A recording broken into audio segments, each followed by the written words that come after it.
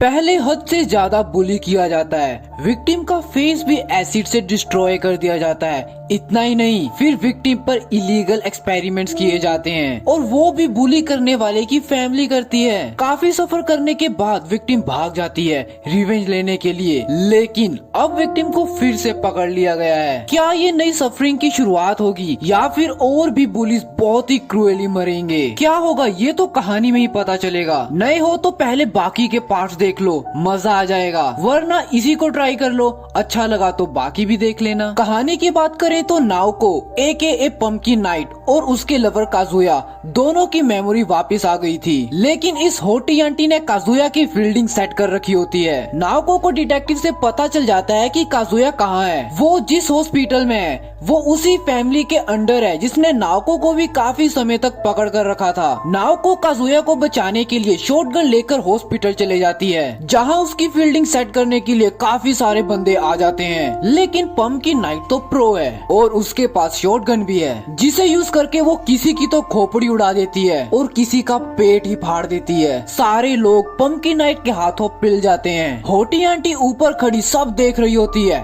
पर उसे कोई टेंशन नहीं होती क्योंकि उसने नाओको के लवर काजुया के अलावा एक और इंसान को होस्टेज बनाया होता है, जो कि नाओको के लिए बहुत ही प्रीशियस होता है। नाओको आगे चलकर जब उस इंसान को देखती है तो वो बिल्कुल ही फ्रीज हो जाती है और उसे देखने के बाद जो शौक उसे लगा होता है उसके कारण वो रोने लगती है, क्योंकि ये इंसान कोई और नहीं बल्कि वही डॉक्टर होती है जिसने कि नाओको का उस समय ध्यान रखा था जब उसे इलीगल मेडिसिन वाले इंजेक्शन लगाए जाते थे ताकि उसे रीप्रोग्राम किया जा सके और एक स्लेव बनाया जा सके। मतलब भाई एक इंसान कितना ही क्रूएल हो सकता है। बुलिंग भी करो और रीप्रोग्राम करके स्लेव भी बनाओ। नाओको को मिले इमोशनल शॉक का फायदा उठाते हुए उसे फिर से पकड़ लिया जाता है और फिर से उसी रूम में ले जाते हैं जहां उसे पहले रीप्रोग्राम करने के लिए ले जाया जाता था। नाओको को चेयर से बांध दिया जाता है और उसके सर पर इलेक्ट्रिक शॉक देने के लिए कुछ पहना दिया जाता है और इसके बाद नाओको को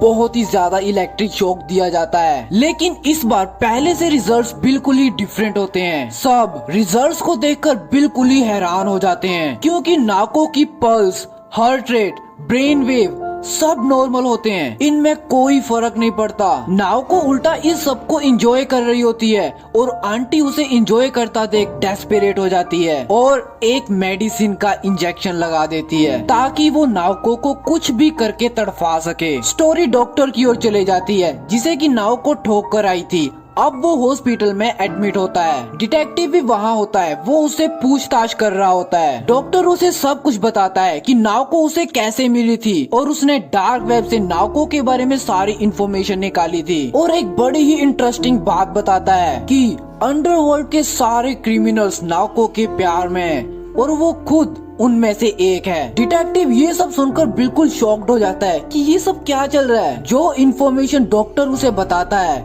वो तो उनके पास भी नहीं होती, लेकिन डिटेक्टिव के पास एक आइडिया आता है कि वो इस इंफॉर्मेशन से एडवांटेज ले सकता है क्योंकि वो किसी को जानता है जो कि खुद एक हैकर है, क्योंकि डिटेक्टिव एक हैकर को जानता है। स्टोरी फिर से नाओको की ओर चले जाती है जहाँ की उसे मेडिसिन देने के बाद फिर से शॉक दिया जा रहा होता है जो कि इस बार काम भी करता है। नाओको इसके बाद अनकॉन्शियस हो जाती है। नाओको को अब किसी और मशीन में डाल दिया जाता है ताकि उसके ऊपर और भी ज्यादा एक्सपेरिमेंट किए जा सकें, लेकिन डॉक्टर और भी ज्यादा शॉक्ड हो जाते हैं क्योंकि सब कुछ नॉर्मल होता है और वो मशीन की आउटपुट को भी बढ़ाने लगते हैं। पर नाओको मशीन से बाहर निकल आती है क्योंकि मेडिसिन तो कभी काम ही नहीं की थी, वो तो उन सब का बना रही थी और वो भी गंदे वाला। और नाओको बाहर आते ही जिस स्टैंड पर ग्लूकोज को टांगते हैं उसका पाइप एक बंदे के गले में घुसा देती है और उसे मार देती है। उसका मुंह ब्लड से भर जाता है। आधे पाइप को अनअटैच करके नाओको एक और डॉक्टर को मार देती है। कुछ डॉक्टर नाओको को सक्सेसफुली रूम में लॉक कर देते हैं। नाओको फायर एक्सटिंग्विशर को उठा लेती है और उससे दरवाजा तोड़ने लगती है। डॉक्टर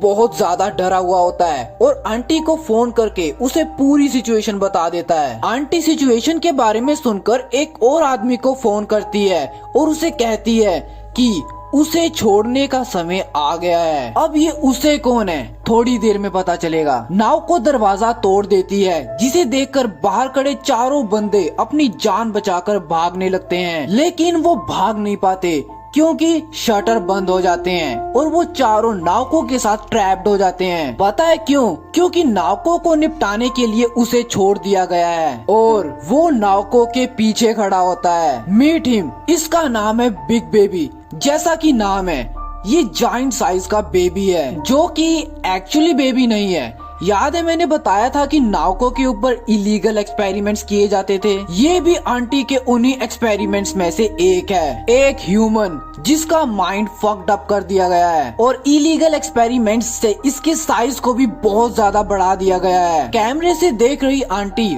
और नावकों के साथ ट्रैप 4 लोग ये सब खुश हो जाते हैं कि आखिर फाइनली नावकों की फील्डिंग सेट हो चुकी है। पर बिग बेबी नावकों को मारने की बजाय मिल्क और मम्मी के लिए रोने लगता है और नावको नाटक करने लगती है कि वो उसकी मम्मी है और ये नकली बच्चा नावकों पर विश्वास भी कर लेता है। चारों डॉक्टर ये देखकर गुस्से में आ जाते हैं और नावकों को झूठा और ठग बोल देते हैं। ये सुनकर नावको रोने की एक्टिंग करने लगती है कि वो कोई बुरी इंसान नहीं है। नकली बच्चा अपनी मम्मी नावकों को रोते देख बहुत ही ज्यादा गुस्सा हो जाता है और भाग कर जाता है और 2 लोगों को पंच करके उनकी खोपड़ी तोड़ देता है और बाकी के बचे 2 को उनकी मुंडी से पकड़ता है और पकड़कर मसल देता है। एक्सपेरिमेंट्स के कारण बिग बेबी के पास सुपर ह्यूमन स्ट्रेंथ है, जिसके कारण दोनों की खोपड़ी फट जाती है और अंदर का सारा मलबा बाहर आ जाता है। ये व्यू बहुत ही ज्यादा हॉरिफाइंग होता है। चारों तरफ खून ही खून होता है और आंटी कैमरे से ये सब देख रही होती है। नावको ये देखकर समझ आती है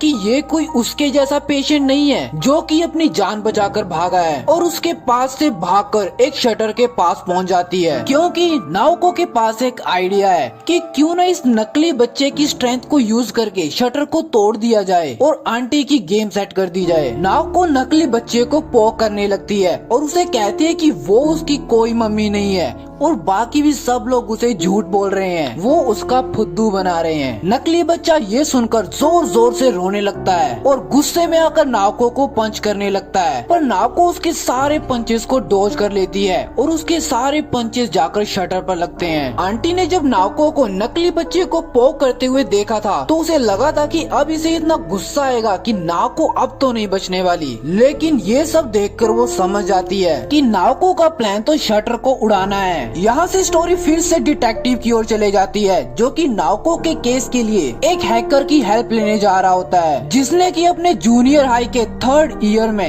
एक बैंक की सिक्योरिटी ही चेंज कर दी थी। डिटेक्टिव उसे घर के कैमरे में जाकर दरवाजा खोलने के लिए कहता है, पर कोई दरवाजा नहीं खुलता। याद है डॉक्टर ने डिटेक्टिव को बताया था कि पूरा अंडरवर्ल्ड नावको के प्यार में है। डिटेक्टिव इसी का फायदा उठाने के लिए कहता है कि उसके पास नावको के बारे में न्यू इन्फॉर्मेशन है और गेट उसी समय खुल जाता है। ये हैकर एक फैन बॉय है जो कि नावको का बहुत ही ज्यादा बड़े वाला फैन है। इसने अपने घर को भी नावको की फोटो से भरा हुआ है और ये आते ही डिटेक्टिव की कार पर हमला कर देता है, जो कि ऑब्वियसली एक प्रैंक होता है। वो हैकर के घर के अंदर चले जाते हैं। डिटेक्टिव उसे नावको के बारे में बताता है कि वो अभी भी जिंदा है और अपने लवर काजुया को बचाने गई है। बातों बातों में हैकर डिटेक्टिव के गले पर नाइफ रख देता है और उसे कहता है कि वो उसे इस केस में धोखा भी दे सकता है, पर डिटेक्टिव फिर भी उसके साथ काम करने के लिए तैयार होता है। स्टोरी फिर से नावको की ओर चले जाती है जो कि अभी भी नकली बच्चे के पंचेस को लगातार डोज कर रही होती है ताकि शटर को तोड़ सके। आंटी ये सब देखकर बिल्कुल शॉक्ड होती है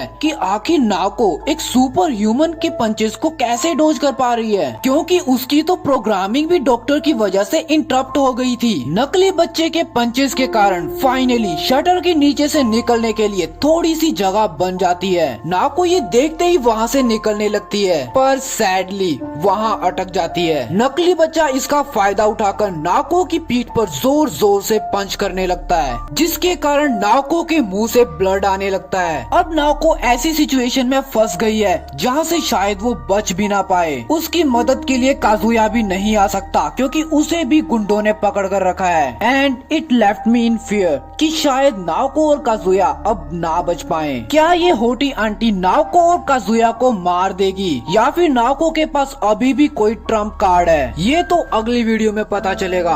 अगर मजा आया हो तो लाइक एंड सब्सक्राइब कर देना, अगर पहले से कर रखा है तो भाई दिल से थैंक यू। बाकी मिलते हैं अगली वीडियो में, तब तक के लिए टेक केयर।